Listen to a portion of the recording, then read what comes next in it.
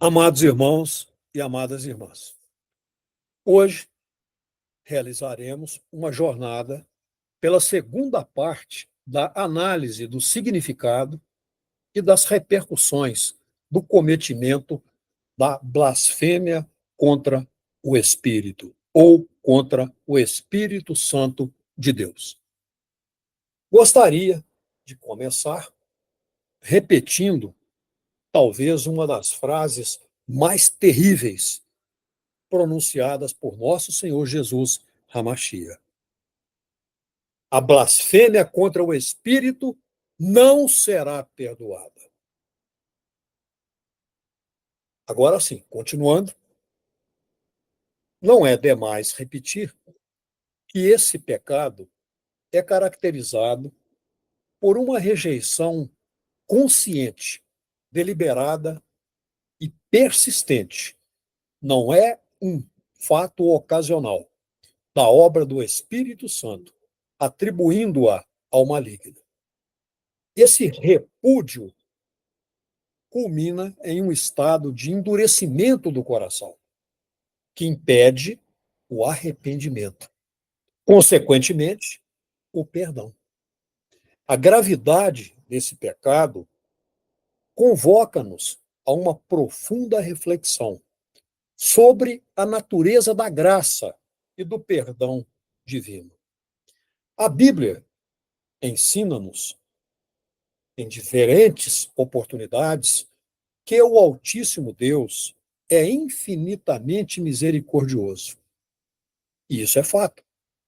E está sempre disposto a perdoar as pessoas que se arrependem genuinamente. No entanto, a blasfêmia contra o Espírito Santo, como que põe em evidência a seriedade da repulsão pela verdade divina de forma tão completa e final que se torna impossível para a pessoa que a comete voltar atrás. Por isso, esse tema deve exortar-nos a uma vigilância espiritual constante. Devemos manter permanente atenção para não endurecermos nossos corações contra a obra do Espírito Santo de Deus em nossas vidas. Portanto, a abertura ao Espírito, a sensibilidade à sua direção e a disposição para o arrependimento são essenciais para mantermos uma relação saudável, vibrante, viva com o Altíssimo Deus. Mesmo diante da gravidade gigantesca dessa blasfêmia, tenhamos presente sempre que a mensagem central do Evangelho do Reino é de esperança e graça, não de destruição. Nosso Senhor Jesus, o Cristo de Deus, foi enviado em carne a este mundo para salvar as pessoas pecadoras. E a graça divina que o impregnou em plenitude, não faltou nada, em graça a nosso Senhor Jesus, é suficiente para perdoar todos os pecados, exceto aquele que é deliberadamente e persistentemente rejeitado. Essa verdade, dita pelo próprio Senhor Jesus, conclama-nos a uma vida de humildade, arrependimento e confiança na misericórdia divina. Hoje terei de ser repetitivo em muitos aspectos, para que tudo isso fique cristalizado em definitivo nos nossos corações e nas nossas mentes. Vamos ao Evangelho. Nos relatos de Mateus e Marcos, tomamos conhecimento de que os líderes religiosos, notadamente os fariseus e os escribas, os saduceus não são muito citados, produziram uma versão fraudulenta para explicar a origem do poder de nosso Senhor Jesus. Para eles, nosso Senhor Jesus era um mágico ou algo do gênero e usava o poder de Beelzebu, o chamado príncipe dos demônios. Nesse contexto, o Divino Mestre ensina que qualquer pessoa que atribui verbalmente as obras do Espírito Santo de Deus a Satanás comete blasfêmia contra o Espírito. Portanto, esse é um pecado que não pode ser perdoado, porque atenta contra o Espírito Santo de Deus, que nos foi derramado para convencer-nos de nossos pecados e levar-nos ao arrependimento. Dessa forma, esse tipo de calúnia cometido lá por aqueles líderes religiosos revela um coração tão endurecido que rejeitou de forma final, definitiva, cabal, a obra do convencimento do Espírito Santo, a qual, repito, deve levar-nos ao arrependimento. Sem a condução realizada pelo Espírito Santo, é impossível que uma criatura se arrependa. O contexto em Mateus, nós já vimos isso na conversa anterior, Mateus 12, 33 a 37, indica que as palavras justificam ou condenam o indivíduo porque refletem aquilo que está no seu coração. Em Lucas 12, 10, a blasfêmia contra o Espírito Santo aparece entre a instrução de nosso Senhor Jesus para que seus discípulos não o neguem diante dos homens, e ao incentivo para que não se preocupem com o que iriam dizer em situações de risco de vida. Por quê? Porque nessas situações eles seriam, como de fato foram, capacitados pelo Espírito Santo de Deus. Vamos analisar o texto de Mateus 12. Nosso Senhor Jesus havia curado um homem cego e mudo. As pessoas que presenciaram esse fato maravilhoso estavam inclinadas a reconhecê-lo como o Messias, Ha-Mashiach, prometido a Israel.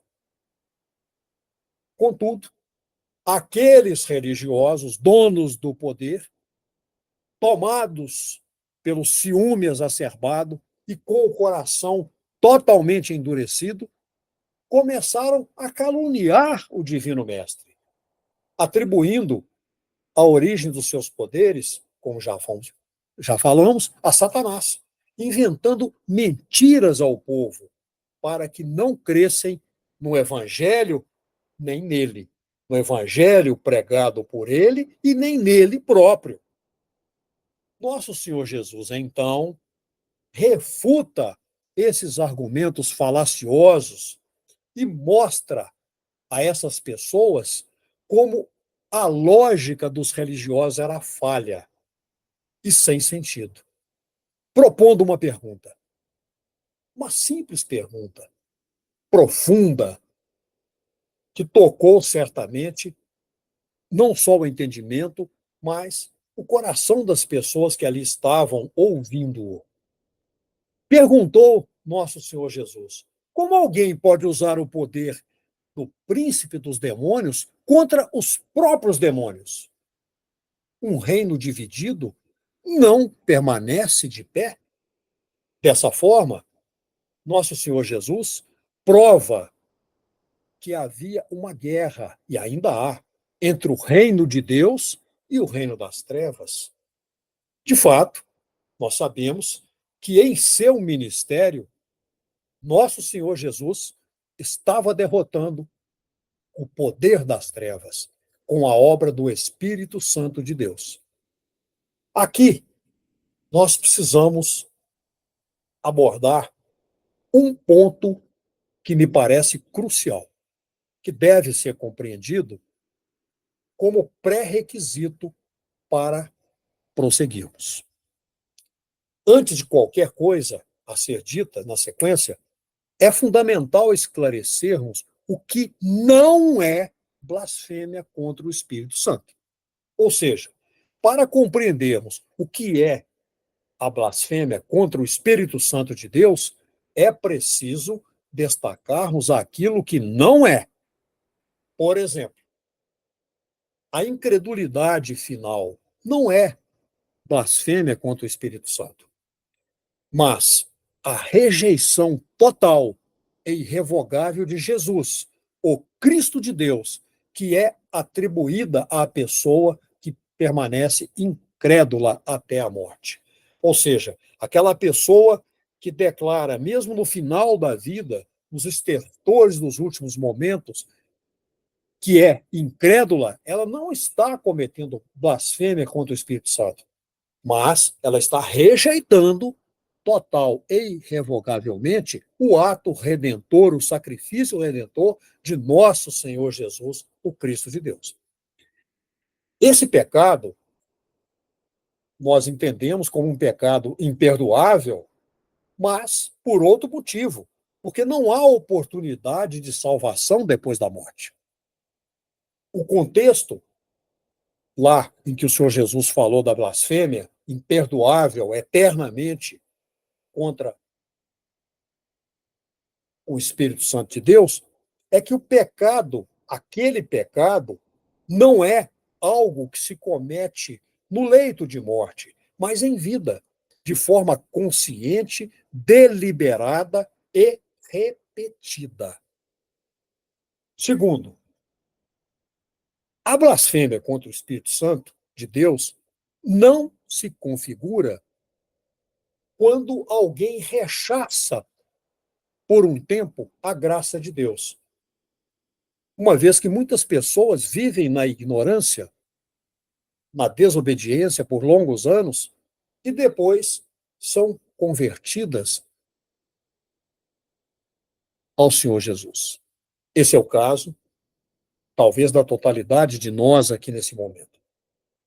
Por exemplo, Paulo rejeitou a graça de Deus. Isso está registrado em Atos 26, 9, 1 Timóteo 1, 13. Os próprios irmãos biológicos do Senhor Jesus não creram nele até sua ressurreição.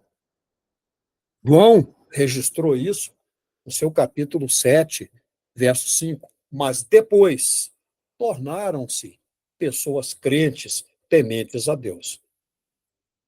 Terceiro, a blasfêmia contra o Espírito Santo também não consiste em negar ao Cristo de Deus e sua divindade outorgada por um período.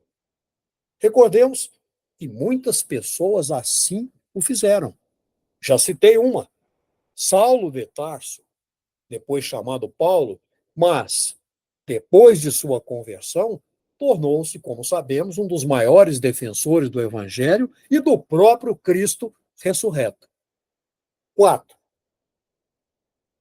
Não se caracteriza blasfêmia contra o Espírito Santo o fato de alguém o entristecer, uma vez que, mesmo quando a pessoa crente comete pecado, o Espírito Santo age em sua vida, convencendo-a de seu erro e levando-a ao arrependimento sincero e à conversão, podendo aí, nesse caso, ocorrer a mudança de rota e de atitude.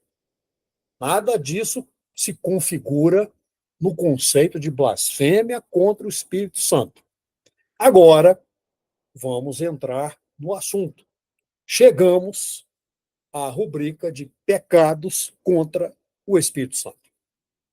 A Bíblia registra vários tipos de pecados específicos contra o Espírito Santo.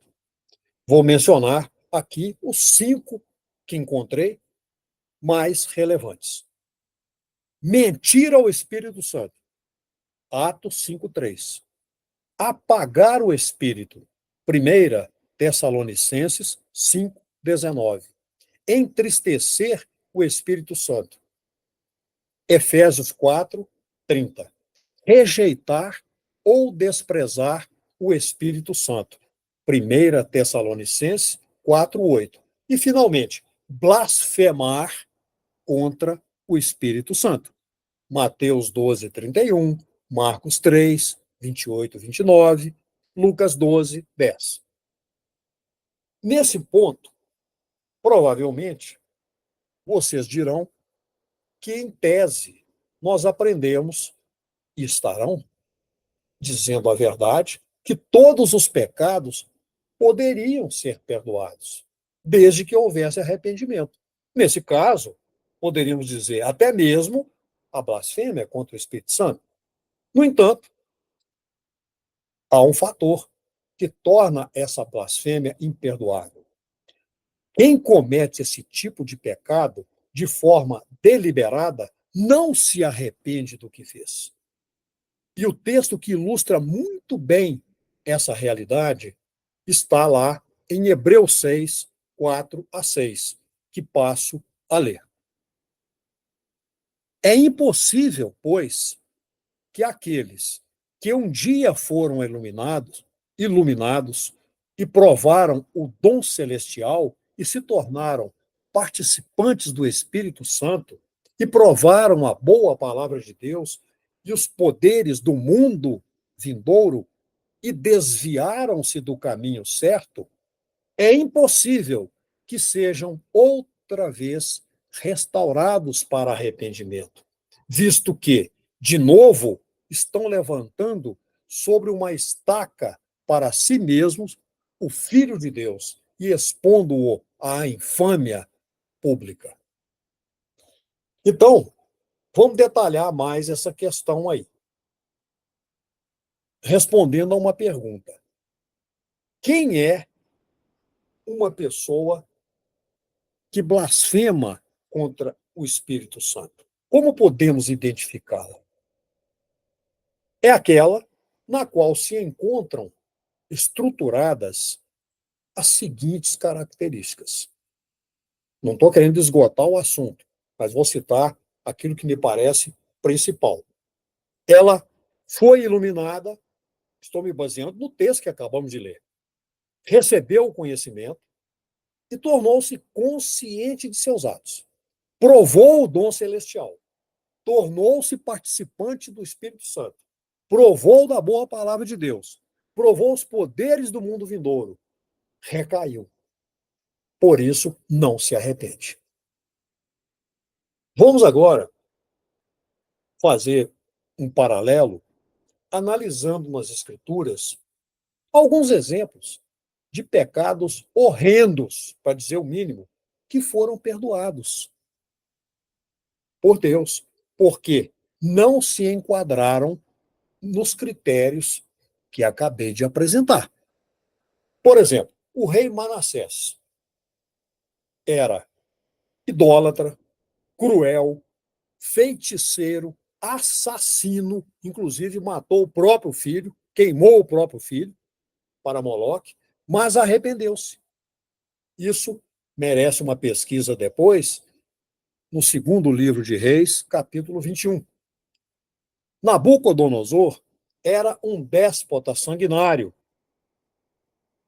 e também arrependeu-se. Davi adulterou e matou, mas foi perdoado.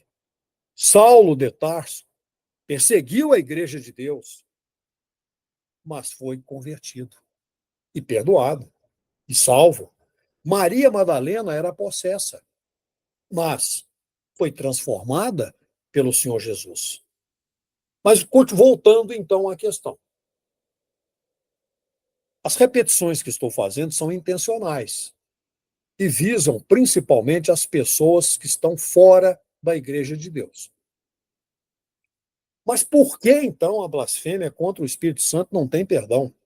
Precisamos entender isso com toda clareza e de modo definitivo. Porque quem pratica esse tipo de pecado atravessa uma linha divisória de oportunidade e torna-se réu de um pecado eterno. O processo de endurecimento dessa pessoa chega a um ponto tal em que é impossível que ela possa ser renovada para o arrependimento, como acabamos de ler em Hebreus 6, de 4 a 6. Em consequência disso, o Altíssimo Deus entrega a pessoa, a pessoa blasfemante, a si mesma e a uma disposição mental totalmente reprovável, como está lá explícito em Romanos 1, 24, 28. Assim, esse pecado é cometido para a morte e não tem perdão para sempre, porque é um pecado eterno. Só lhe resta uma expectativa horrível de juízo. Então, amados irmãos e amadas irmãs, devemos ter em mente que a blasfêmia contra o Espírito Santo de Deus não é um pecado de ignorância, pois não é cometido por falta de luz. Pelo contrário, sabemos, por outro lado, que para que uma pessoa seja perdoada, e Deus está sempre pronto a conceder o perdão, é preciso estar arrependida e desejar o perdão. Então, ela precisa. Os fariseus, entretanto, mesmo diante da evidência incontroversa, irrefutável das obras realizadas pelo Cristo de Deus, negam o que ele faz e invertem o mérito delas. Eles não sentiam nenhuma tristeza, nenhum remorso, nenhum arrependimento por seu pecado. Porque, na verdade, para eles isso não era pecado. Eles entendiam dessa maneira, com toda a insolência, com toda a soberba, porque eles substituíram a penitência pela insensibilidade e se tornaram dominados pela intriga, pelo ciúme, pela sede de poder. Portanto, devido à sua insensibilidade criminosa e completamente indesculpável, eles, com aquelas atitudes, estavam condenando a si mesmos. Podemos dizer que, pela ação deles, deliberada, persistente, fecharam a porta da graça com suas próprias mãos. Então, esse pecado imperdoável é o estado de insensibilidade moral causado pela contínua recusa da pessoa em atender ao clamor do Espírito Santo de Deus. E quem o comete tende a atribuir as obras do Cristo de Deus e seu poder gracioso à atuação diabólica.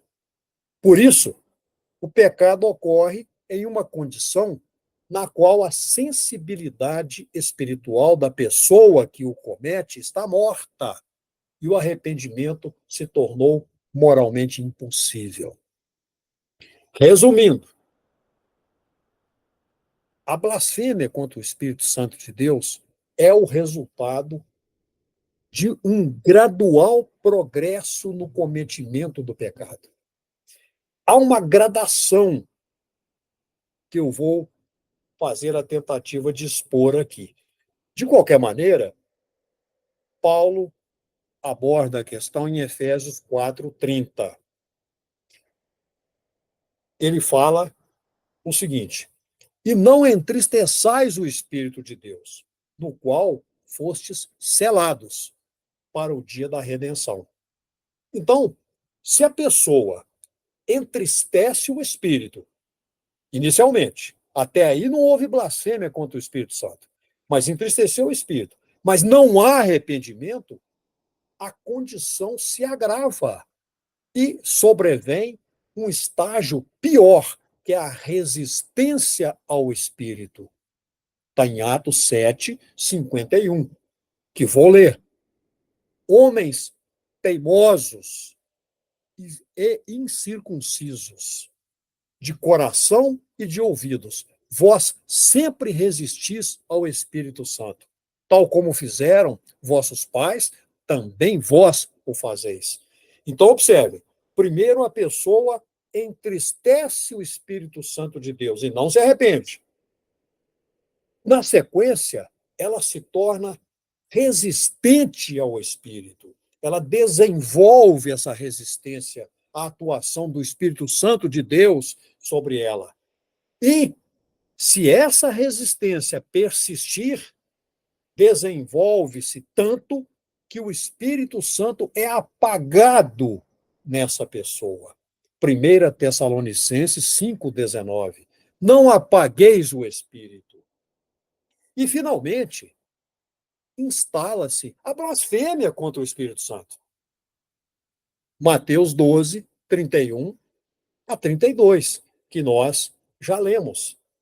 Então, é muito importante que nós nos lembremos sempre de que, se uma pessoa está arrependida sinceramente do pecado que cometeu, ela não cometeu blasfêmia contra o Espírito Santo, mas está sendo orientada, guiada e conduzida por ele, Espírito Santo, para buscar e receber o perdão, porque ele nunca é negado pela infinita misericórdia de Deus, diante do reconhecimento do pecado, de sua confissão e do arrependimento sincero. Isso é extremamente importante que entendamos. A compreensão clara, correta da blasfêmia contra o Espírito Santo de Deus não deve apenas, pelo menos entendo assim, levar-nos a uma reflexão teológica, mas também e principalmente a uma prática de vida que reflete a seriedade desse pecado. Vamos repassar algumas considerações, não muitas, sobre a responsabilidade pessoal e da igreja, que eu chamo de responsabilidade congregacional. Muito Eduardo, bem. Pois não, irmão? 3 minutos para o final. Bom, talvez a minha matemática esteja ajeitada hoje, irmão. Estamos terminando. Então, eu falava de considerações que precisam ser feitas dentro desse contexto da blasfêmia contra o Espírito Santo, no campo da responsabilidade pessoal de cada uma das pessoas aqui presentes, de todas as pessoas individualmente, e a congregacional. Na parte da responsabilidade pessoal, é muito importante que nos firmemos na autenticidade na fé. O que eu quero dizer com isso? Que cada pessoa crente seja chamada a viver uma fé autêntica, pela qual suas ações e suas palavras reflitam a obra do Espírito Santo de Deus. Porque a fé genuína evita a hipocrisia, rechaça a hipocrisia e promove uma vida de integridade. Uma busca contínua por santidade que vem na sequência. Porque a santidade é o grande chamado para toda a igreja. E buscá-la envolve uma vida de arrependimento contínuo e dependência do Espírito Santo de Deus para que haja transformação e renovação em nós. No âmbito da responsabilidade congregacional, a igreja tem a responsabilidade de ensinar. É claro, não só ensinar, mas ela deve ser modelo, praticando, sobre a seriedade da blasfêmia contra o Espírito Santo de Deus e deve discipular as pessoas crentes para que vivam em obediência ao Espírito de Deus.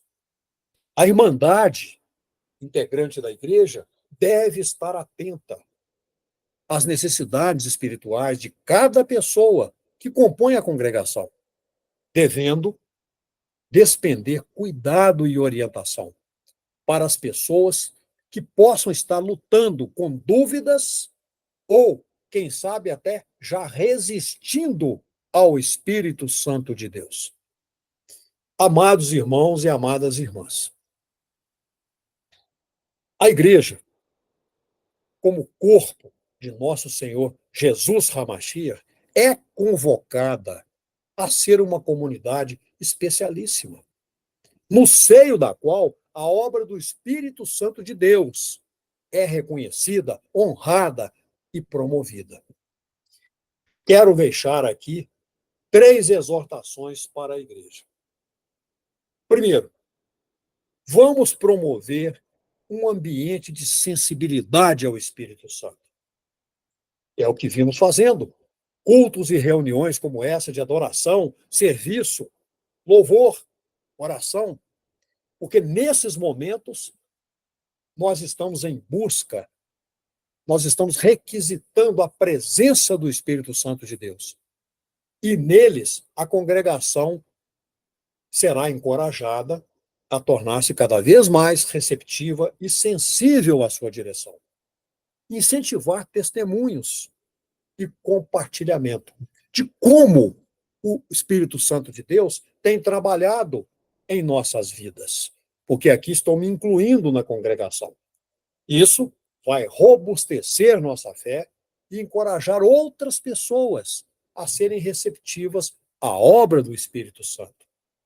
Segundo, precisamos fomentar uma cultura de arrependimento, reconciliação e perdão, porque a unidade da igreja é um testemunho poderoso da obra do Espírito Santo de Deus.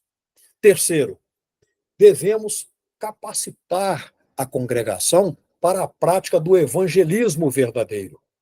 Lembremos-nos de que a obra do Espírito Santo de Deus se manifesta poderosamente quando a igreja se envolve em servir e alcançar as pessoas perdidas. Amados irmãos e amadas irmãs, neste momento, suplico ao Altíssimo Deus que amplifique a intensidade e o alcance deste pequeno estudo e que ele nos leve a uma renovada apreciação da obra do Espírito Santo de Deus em nossas vidas. Que sejamos sempre sensíveis à sua voz, em prontidão ininterrupta, para buscarmos o arrependimento e a face de Deus com absoluta sinceridade. Que nossa fé seja fortalecida e que possamos viver de maneira que honremos e glorifiquemos ao Criador, reconhecendo a seriedade do pecado, mas também a incomensurável profundidade de sua graça, que pela mediação santa e exclusiva de nosso Senhor Jesus Hamashiach, o Cristo de Deus, o Altíssimo, soberano, único, Deus vivo e verdadeiro, nos conceda corações humildes e receptivos, prontos a ouvir e a obedecer à condução do Espírito Santo. Que possamos viver em constante comunhão com Deus, evitando e repelindo qualquer forma de endurecimento espiritual, agora e para sempre. Amém. Amém.